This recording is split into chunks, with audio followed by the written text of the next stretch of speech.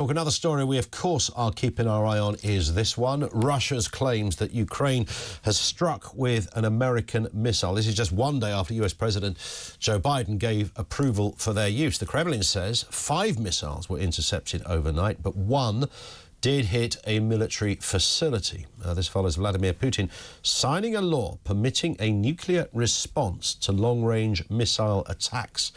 Let's get a word on this from the military analyst, Major General Chip Chapman. Chip, good afternoon to you. Should I be out in the back garden this evening building a bunker? I don't think you should, Ian. So you're quite right to say that this is really Putin signing into a nuclear doctrine into law, and really it's extended deterrence for his allies. It's the equivalent of Article 5 for Belarus as much as anything else. Now, people have focused, of course, upon both the words of Peskov and actually some of the words that Putin has said before.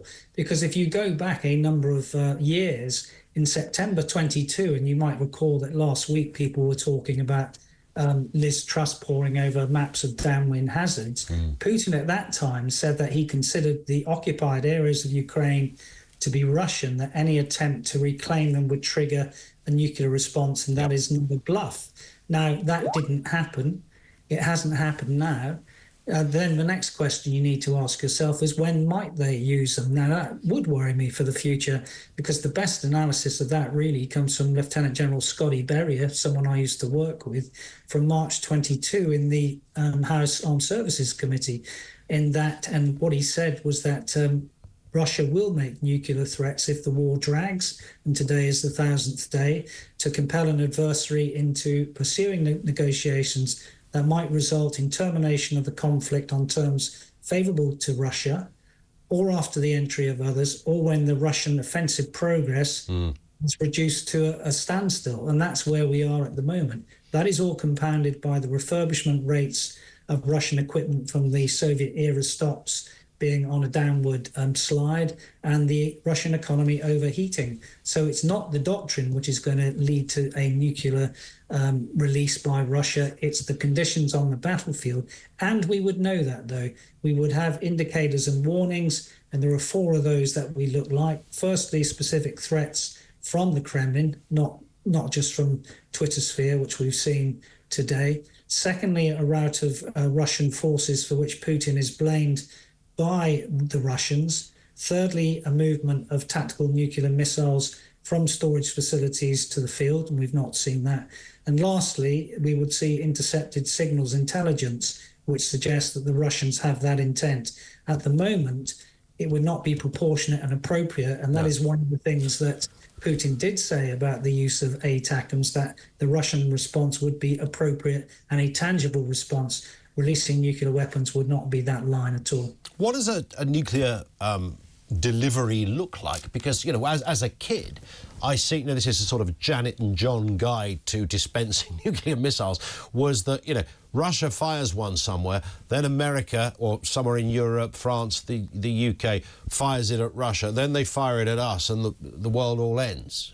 I mean, that sounds like a fairly stereotypical definition of what could happen. If Putin used one of those weapons, Chip, where would it go? Would it be in some way restricted, if that is even possible? How would that look? Well, it would, and therefore you have to look at the spectrum of nuclear discussion around this issue. So what we're really seeing and how this is teed up today is the sort of nuclear extortion and threats. It's back off or else. That's always been the politics of fear from Putin, in terms of, you know, people, the risks that kill people and the risks that scare people are 2 different things, and everyone is scared by the release of a nuclear weapon. So what he's trying to do at the moment is sort of make maximalist threats to induce the minimalist response from the West. Don't supply these weapons. Yeah. What you probably would have is a kind of low-end, dial a low-yield, kilotons yield on concentrations of Ukrainian formations or even cities to induce this capitulation, because all wars are fought for political objectives. What it will not lead to, and this is where really you've just articulated, Ian, in a way, is what we would call spasm use. That is World War III nuclear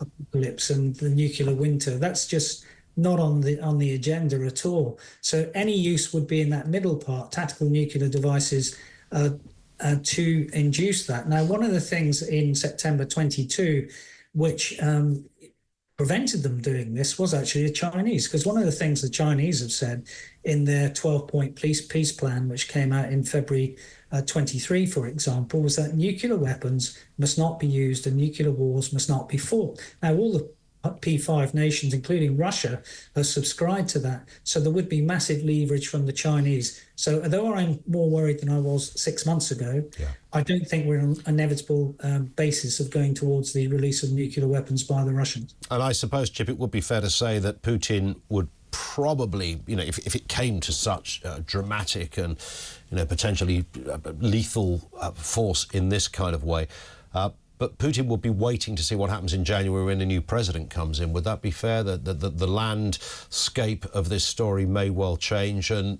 Red Square will be awaiting to see what happens there? Well, partially. Again, there's a large spectrum there. On the left of arc of this spectrum, you've got Putin going back to his May 2023 town hall meeting, saying that he didn't really think in terms of winning or losing. He talked about in terms of stopping the killing. Now, that's an honourable thing. It's, you could say it's a humanitarian peace, but if it froze the peace, it would reward the aggressor. Yeah. The second thing which makes this more complex is that some of his national security advisors in the run-up to the elections articulated the position as he would say to Ukraine, come to the negotiating table or we'll stop giving you any weapons. But at the same time to Russia, come to the negotiating table or we'll provide Ukraine with all the weapons. Now, it's not just coming to the table, it's what's on the table to be discussed, which is the relevant thing. And the final part where it's more nuanced and Trump may not be, maybe more predisposed to Ukraine, is that there was a thing called the Helsinki Commission by a Republican senator, which came out in September based on US-Russia relations, which stated quite unequivocally that when Trump sees that Putin is not an honest broker in terms of any shape or form in terms of wanting to negotiate, and the fact that Iran, who he hates and tried to kill him, and North Korea, who he doesn't like, are on side with Russia, then it won't be quite as we think at the moment. Yeah. So although I think it is still correct at the moment that Putin would like to wait for Trump and will not do anything significantly in the next 2 months, it's far more nuanced than most people think about Trump's position. Yeah, I get it. Listen, Chip, thank you as ever.